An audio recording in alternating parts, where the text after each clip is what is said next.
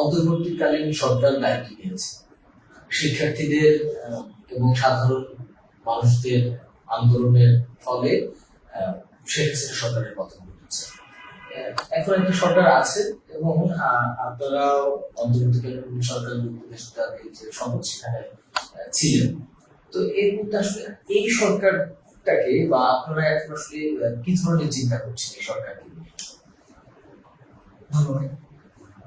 আমরা অন্তর্বর্তীকালীন সরকারের মাননীয় প্রধান উপদেষ্টা সহ তার পরিষদের সকল উপদেষ্টাদের অভিনন্দন এবং শুভেচ্ছা জানাই। আজকের বর্তমানে যে সরকার তাকে আমূল সংস্কার সাধনের জন্য বিশেষ করে অর্থনৈতিক খাতের সংস্কার, নির্বাচন কমিশনের সংস্কার এবং সকলের ভোটাধিকার প্রয়োগের একটা উপযুক্ত উৎসব মুখর পরিবেশ তৈরি করা, এজন্য তাদেরকে পর্যাপ্ত সময় দিতে হবে। এই সরকার বলছেন যে একটা সব জায়গায় একটা গঠনতান্ত্রিক সংস্কারের পরে তারা একটা জাতীয় নির্বাচনের দিকে যাচ্ছে। তো সেই ক্ষেত্রে আসলে আগামী নির্বাচনকে ঘিরে জাতীয় পার্টি কতটুকু প্রস্তুত আছে? দেখেন, একটা জাতীয় পার্টি একটা জাতীয় রাজনৈতিক দল। আপনি যদি প্রথম সারির 5টি রাজনৈতিক দলকে বিবেচনা করেন, জাতীয় পার্টিকে আপনাকে রাখতে হবে সেখানে। একটি বৃহৎ রাজনৈতিক দল হিসাবে দেশ এবং জনগণের জন্য আমরা কাজ করতে চাই, সেই লক্ষ্যে গত 35 বছর যাবৎ আমরা কাজ করছি তৃণমূলে, সারা দেশে তৃণমূল পর্যায়ে আমাদের একটা প্রস্তুতি সবসময় থাকে। কিন্তু কথা হচ্ছে, আমি যেটা বললাম যে একটি free, fair and credible election জনগণের চাওয়া, জনগণের আকাঙ্ক্ষা। আর এখন বাংলাদেশ যে চ্যালেঞ্জের মোহনায় দাঁড়িয়ে আছে, সুস্থ রাজনৈতিক স্থিতিশীলতা অত্যন্ত জরুরি। এই লক্ষ্যে সকলের ঐক্যবদ্ধভাবে কাজ করা উচিত, সকলের সহযোগিতা দেওয়া উচিত। বর্তমানে ইসলামিক দলগুলো একটা ঐক্যের ডাক দিয়েছে এবং তারা চাইছেন যে ইসলামিক ঘটনার যে রাজনৈতিক দলগুলি রয়েছে তাদেরকে নিয়ে একটি অভিন্ন ব্যালট বক্স। অতীতে আপনারা কোনো রাজনৈতিক দলের সাথে জোট করেননি, সেক্ষেত্রে আসলে আপনারা তো একদিক থেকে ইসলামিক ঘটনার হিসাবেও কাজ করেন, অন্যভাবে গতানুগতিক রাজনৈতিক দলের মতো আপনাদের কার্যক্রম রয়েছে। আসলে আপনাদের এরকম ওই ইসলামিক দলগুলোর সাথে সম্পৃক্ত হওয়ার কোনো পরিকল্পনা আছে কিনা? আমরা যেমন কখনোই আমাদের 35 বছরের পথ চলায় 14 দলীয় জোটে আমরা ছিলাম না, বিএনপি নেতৃত্বাধীন 20 দলীয় জোটে ছিলাম না।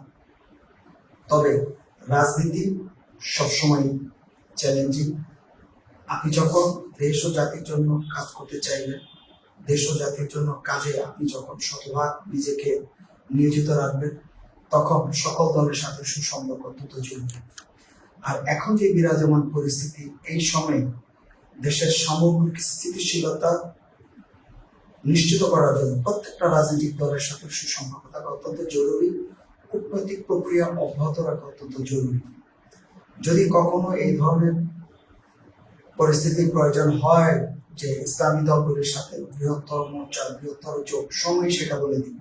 তবে আমরা সকল রাজনৈতিক দলের সাথে সুসম্পর্ক রাখতে চাই, কেননা এটা জাতীয় স্বার্থের প্রয়োজন। আমরা আমাদের ক্ষুদ্র স্বার্থ না, দলীয় স্বার্থ না, আমরা জাতীয় স্বার্থকে প্রাধান্য দিই এবং জাতীয় স্বার্থ যাতে জনগণের আকাঙ্ক্ষার প্রতিফলন ঘটে, এটা করার জন্য যা যা করা লাগবে, যত সহযোগিতা দেওয়া লাগবে, জাতীয় পার্টি সেটা অবশ্যই তা করবে।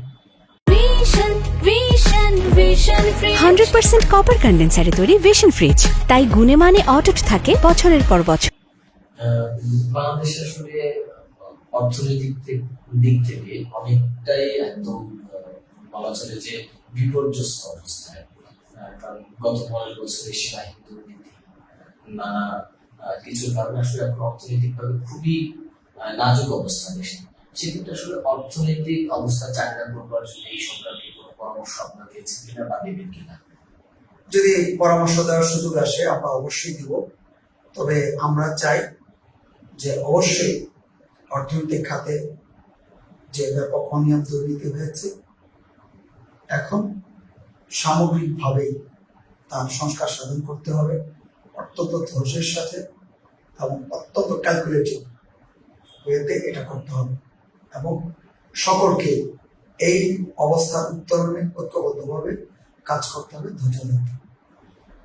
আপনার একটা বড় আপনাদের রাজনৈতিক দল থেকে একটা বড় কমিউনিটি আপনাদের রয়েছে, তো সেই জায়গা থেকে আসলে এবারে আমরা দেখেছি যে নির্বাচনের পরে বেশ কিছু হিন্দুদের মন্দিরে তাদের বাড়ি ঘরে হামলার ঘটনা ঘটেছে, এবং যা হামলার ঘটনা ঘটেছে তার থেকে বেশি গুজব ছড়ানো হয়েছে। আসলে আপনাদের জায়গা থেকে আপনারা এই তাদের পাশে কতটুকু দাঁড়াতে পেরেছেন? দেখেন, আপনি হয়তো জানেন, দেশবাসীও জানে, আমাদের জাকের পার্টি হিন্দু, বৌদ্ধ, খ্রিস্টান সম্প্রদায়ের সম্মানিত নাগরিক যারা আছেন তাদের রাজনৈতিক উইং জাকের পার্টিতে আছে।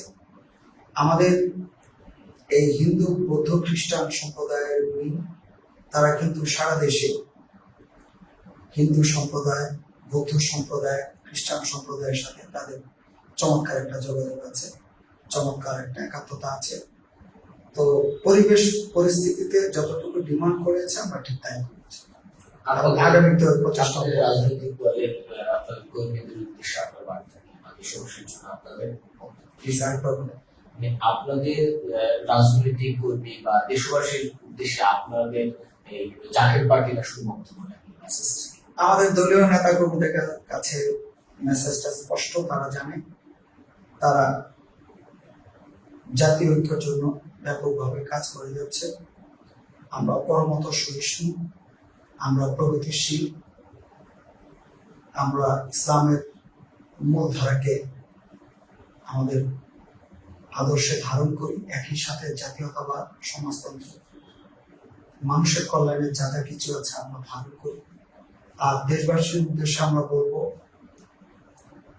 যে আপনারা ঘাবড়াবেন না, হতাশ হবেন না। এই ধরনের পরিস্থিতি আসে, আবার ঐক্যবদ্ধভাবে তা মোকাবেলা করতে হয়, এই চ্যালেঞ্জকে উতরে যেতে হয়। ইনশাআল্লাহ সামনে আমাদের অবশ্যই সুদিন, অবশ্যই একটি ভালো দিন, সোনালী দিন আমাদের জন্য অপেক্ষা করছে। শুধু ঐক্যবদ্ধভাবে আমাদেরকে সেই জায়গাটায় যেতে হবে।